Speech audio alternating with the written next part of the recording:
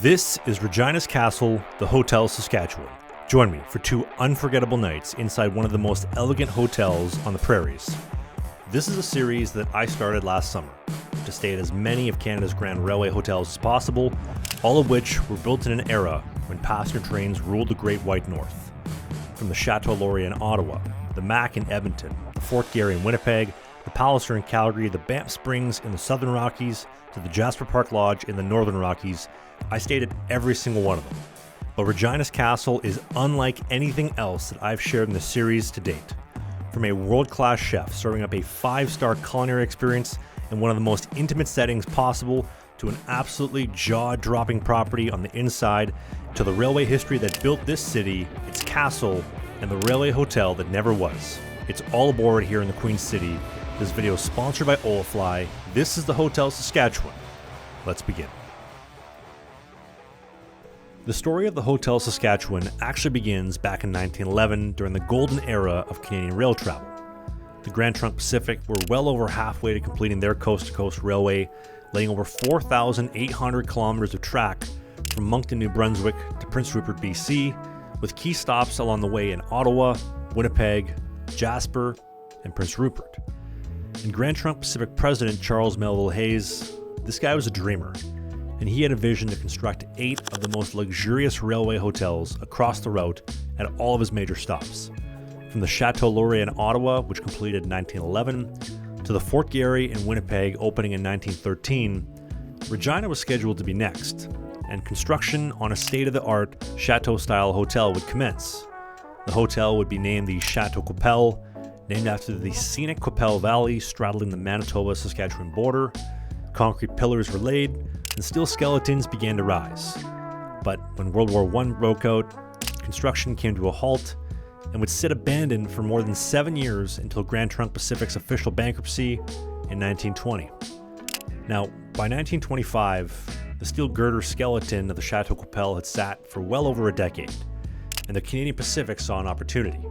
They saw an opportunity to bridge a 24-hour gap between the Royal Alexandra Hotel in Winnipeg and the Palliser Hotel in Calgary, and a new hotel in Regina. It would be the perfect midway point on their cross-country journey. So June of 1926 would see them announce construction of a $1.5 million hotel in downtown Regina, and the abandoned Chateau Qu'appelle would be stripped of her steel for the new CP Hotel. And although Canadian Pacific officials did consider building off the steel girders left by the Grand Trunk Pacific for their chateau, part of the beauty of building railway hotels in the early 20th century was having a giant pissing contest, and mine was bigger was the motto. So the idea of giving Charles Melville Hays credit for the great location, they couldn't get past that. So they would opt to strip the materials and move the hotel to a more central location back in town. Now, over 1,000 men would work tirelessly around the clock to get it done, and 11 months later, on May 23rd of 1927, the Hotel Saskatchewan opened its doors, and named obviously for the province in which Regina's Castle resides on. The hotel's silhouette stood alone atop the skyline of the Queen City upon opening. It was the tallest building anywhere around, at 11 stories high, built from Tyndall stone imported from my home province of Manitoba, and it featured a simple letter H-shaped design, ensuring that every room would get access to sunlight and a cool prairie breeze. And the hotel's boxy design actually really suited the vast landscapes that surrounded it. And believe it or not, only a few weeks after opening, the Canadian National Railway would announce plans to build a hotel of their own 2 hours north in Saskatoon, and that hotel would become the Bessborough Hotel. And although they would break ground in 1928, it wouldn't open until 1935, and I've already done a full dedicated episode on the Bessborough if you're curious, so you can check that out for more information on Saskatoon's castle in Paris of the Prairies. The Hotel Saskatchewan was the 14th railway hotel in the Canadian Pacific network, and for decades it welcomed guests arriving just down the street of Regina Union Station. That was until 1990, because 1978 would see the Canadian Pacific and Canadian National hand off all their passenger service to today's government crown corporation Via Rail Canada, and only 12 years later in 1990, the federal government would cut all passenger service to Regina entirely, and on January 15th of 1990, the Hotel Sask would see its final passengers from Union Station. Now, the hotel would be sold shortly after that in 1990 to the Radisson Hotel Group, and again in July of 2015 for $37 million to Marriott Hotels. And that brings us to today, in my experience in 2025, for 2 unforgettable nights inside Regina's castle. The journey starts here in my birthplace of Winnipeg, where my good friend Dave and I would hop on the highway and drive the next 6 hours through the prairies down the Trans-Canada, make a quick stop in Brandon by the old train station, over the Qu'appelle Valley and into the provincial capital and the Queen City, Regina, Saskatchewan. The Hotel Sask is pretty much a straight drive off the highway down Victoria Avenue, marked by the famous awning that identifies the Hotel Saskatchewan. We pull up and head inside for check-in and check out the stunning lobby. I mean, the chandeliers are beautiful, but the old school train departure board that's been converted to an events board, man, I thought that was so cool. Talk about using what you got. And we'd finish our check-in and head to the elevator for the 5th floor and our fixed address for the next 2 nights in the Queen City. Whoa. Hey, I know you. Yeah. Wow. Yep. Whew. Not bad. I call top bunk. Oh, we only have one. Room for activities. We only got 1 bed. Oh, no, there's 2 beds. I call the master bed. Oh, you have a chandelier. I don't have a chandelier. What do we got here? Banner. First pint of the area. And I think it's a pretty safe bet that I don't know if you'll find a better start to a stay than this. And not to mention the complimentary house-made dill potato chips that they serve, which are dangerously good. Now, spoiler alert, the Hotel Saskatchewan, it's a jaw-dropping property to say the least, and I have a lot to tell you about in this video to get you to truly understand how gorgeous this place is. But if you're putting Regina on your travel bucket list, you're going to need some data, and that's why HolaFly is today's video sponsor. If you're stepping off a cruise ship in Canada this summer and you do not have data, well, you're going to feel it. And roaming with Canadian carriers will cost you an absolute arm and a leg, which is why I use HolaFly to solve this dilemma. HolaFly is a digital eSIM that gives you instant data as soon as you activate it. You install it before your trip, you activate it upon arrival, and it is that easy. HolaFly works in over 200 destinations around the world. Most plans come with unlimited data, and in Canada you only pay for what you need. And they even have a North American plan that covers Canada, the US, and Mexico, which is perfect for your cruises that hit multiple countries. And support is available 24/7 with actual real people with actual fast replies, so you know they have you covered. There's no roaming fees, no physical SIM card drama, and no panicking at the airport. And you can get a nice little discount right now on an HolaFly eSIM for your next trip when you use the code TRAVIS at checkout. That is my name, TRAVIS, at checkout, and click that first link in the description to take advantage of those savings. And trust me, I've traveled a lot of places, and having an eSIM is an absolute game changer. You can thank me later, but for now, thank you to HolaFly for sponsoring this video and making this series possible. Now, the Hotel Saskatchewan played a huge role in building the city of Regina via the passenger trains that built our country. From what would have been the Chateau Qu'appelle, connecting Regina all the way to Prince Rupert on the edge of the Pacific, which is an absolutely stunning journey if you haven't had a chance to try it. I can't recommend it enough. Or Canadian Pacific's The Canadian, taking passengers east to Montreal and Ottawa, or west to Vancouver. But what the Hotel Saskatchewan has here today, honestly, is just as special. This is Chef Brett. He is the executive chef here at the Hotel Saskatchewan, and he spent a few years working at the Banff Springs Hotel, the OG railway hotel in Canada. And if you have ever dined at 1886 Chop House, you know it's one of the most high-end restaurants in Canada. And he brought his talents down here, and he's delivering a seriously top-shelf, elevated dining experience in the Queen City. It was actually nice enough to give me a demo of a few summer menu items that he has coming up. From a main dish featuring bison, truffles, and potato gratin, with a red wine veal jus, and a dessert that features some macerated berries, a CO2-charged mascarpone, and a lavender tuile with honeycomb. Believe it or not, I've actually never had bison. First time? Yeah, you? No, not my first time. And it was phenomenal. No gamey taste, and the potato gratin with thin slices of potato shingled with a Mornay's cheese sauce, baked and fried. I think this is actually maybe the first time in this series I've been speechless. Chef pulled out all the stops, and this wasn't even an official dinner sitting. The Hotel Saskatchewan's first dining option is the Burrow, which is a 34-seat restaurant in a room marked by a stunning chandelier as the centerpiece, historical paintings, and a fireplace, all in a low-lit setting, making for a seriously intimate dining experience. Now, Dave and I opted to sit by the fireplace. Now, all guests start out their service with a scratch-made bread roll coming from just down the road at a local Regina bakery, and it's paired with one of Chef's choice butter pairings of the day.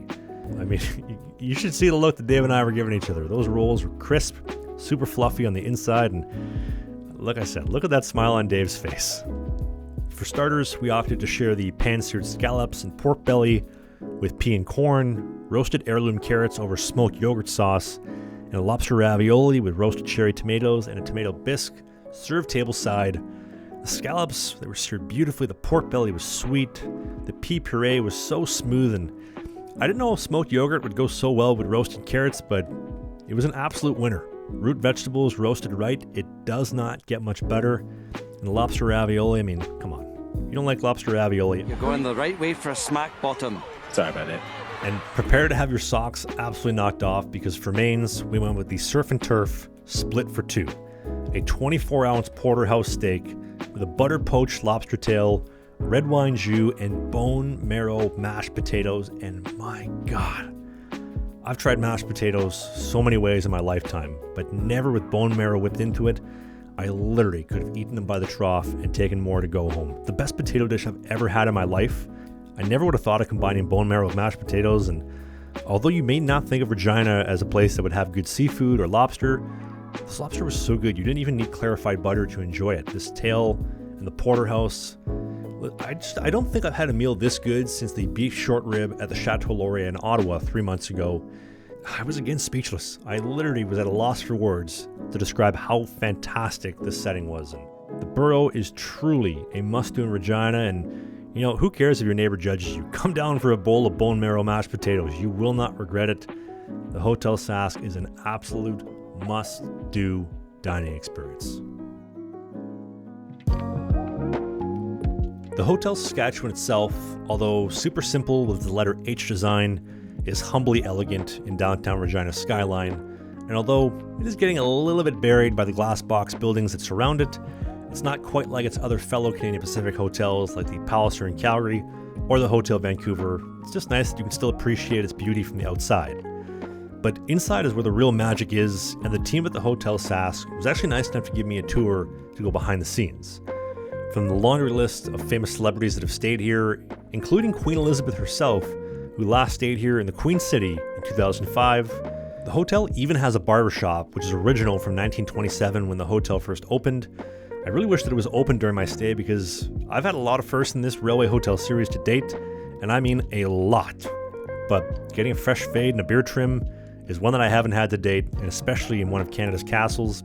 And believe it or not, after passenger service dissolved in Regina after the 1990 government cuts, the Qu'appelle ballroom actually caught fire, and the hotel was deemed to be a complete loss and slated for demolition shortly after, but was only saved when Metropolitan Hotels bought it, with the promise to restore the ballroom and the entire hotel to its once 20th century glory.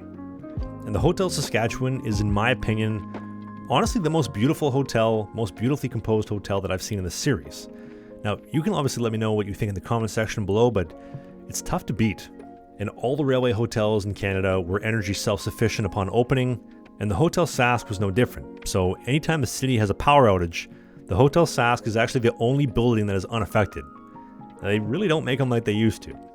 And they even still have the original hotel blueprint drawings here, which is really cool.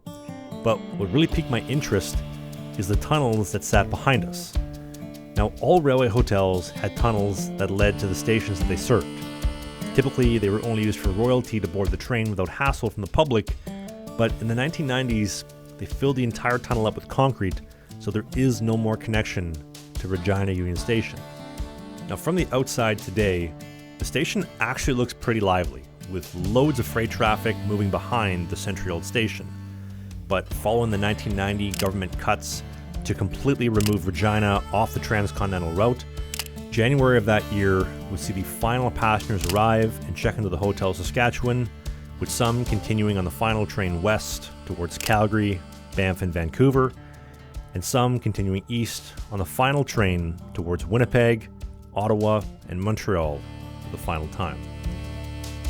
At the turn of the 20th century, Saskatchewan was on the rise. The Canadian government, which helped fund the completion of the railway, was giving away land for free to any settlers with the promise of prosperity. Every small town had a grain elevator, and it was the railway that made them the center point of these small towns. And most of them still stand to this day, and you can actually see a lot of them on the northern route that the Canadian runs on today. But these trains carrying those people came to Canada here through Regina Union Station for a new life on the prairies. The Hotel Saskatchewan, and to be quite frank, this video would not exist without the vision of the Grand Trunk Pacific Railway and Charles Melville Hays' vision to erect the Chateau Qu'appelle here in Regina. I covered this story in depth last episode in Prince Rupert, but Hays was a true dreamer in every sense of the word. He envisioned a railway that would draw people to Canada because his route from Winnipeg to Prince Rupert was better in every way possible compared to the Canadian Pacific's through Banff, from the scenery to the experience, and especially with the network of the best, most luxurious railway hotels along the way that would draw wealthy travelers from Europe and Asia to come and experience them. And when you consider how incredibly well built the Chateau Laurier in Ottawa was, which was essentially Hays' brainchild, and I ended up staying there back in February, or even the Fort Garry in Winnipeg and their Oval Room and Grand Lobby, or the Hotel Macdonald in Edmonton, and both the Mac and the Fort Garry were pretty much watered-down versions of the Chateau Laurier, to put it nicely. I can only imagine how stunning the Chateau Qu'appelle here in Regina would have been, and if he had succeeded in turning Prince Rupert, British Columbia, into the metropolis of the north like Vancouver is today, I'd like to think that Regina would have been a huge focus of his, just like Winnipeg was at the time of his passing, when he went down with the greatest ocean liner of his time, the Titanic, on April 15th of 1912 at 2 a.m. in the icy waters of the North Atlantic. Although Prime Minister Wilfrid Laurier and his Liberal government backed Hays' vision, when Prime Minister Robert Borden and the Conservatives came into power in 1911, they agreed to honor Laurier's deal, but on the terms that Hays would now have to build west to east. And this may not seem like a big deal to most, but when you consider the biggest reason that the Canadian Pacific were so successful with their coast-to-coast railway being completed in 1885, it was because they built east to west and would open up service along the way as they built the route. But with Grand Trunk Pacific being forced to build west to east, and with less than 1 year later after losing their leader and their visionary in the North Atlantic, as well as the entire original furniture order from the Chateau Laurier, which still sits at the bottom of the Atlantic Ocean today, and to paint context to the difficulty of building west to east, one of the reasons why I found that route to be so spectacular when I rode it a couple weeks ago, Hays had blasted the grade of the route to basically zero, blasting completely flat to make it super easy on the trains, despite how steep some of these valleys were. And he was carving through rainforest, some of the densest forestry possible, along raging rivers and some of the most treacherous terrain, and the fact that he was going to build this route. Ultimately, we'll never know what could have happened in Regina if the Grand Trunk Pacific was able to execute their vision.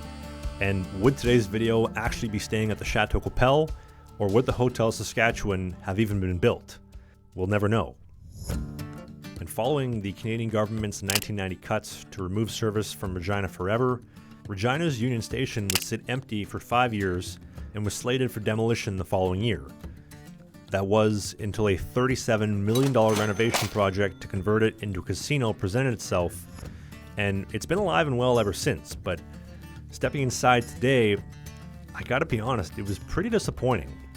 They have a couple cool old school Canadian Pacific posters advertising the Banff Springs Hotel, which is an absolute stunning property, as well as the Chateau Frontenac, which I took my mom to a couple months ago, as well as Canada's most popular passenger train, which still runs today and I've covered in a couple videos previously. But outside of that, there really isn't much left in the station. They've completely filled the concourse and the tunnels to the platform with concrete, and this wooden memorial that you see right here is the only piece in the station that remains from the passenger service era. Now, although I hate being the bad news bears, there is a little bit of positive here. And when you step outside the station, the casino actually brought in an old school steam locomotive for its grand opening, which sits right here CN 5093.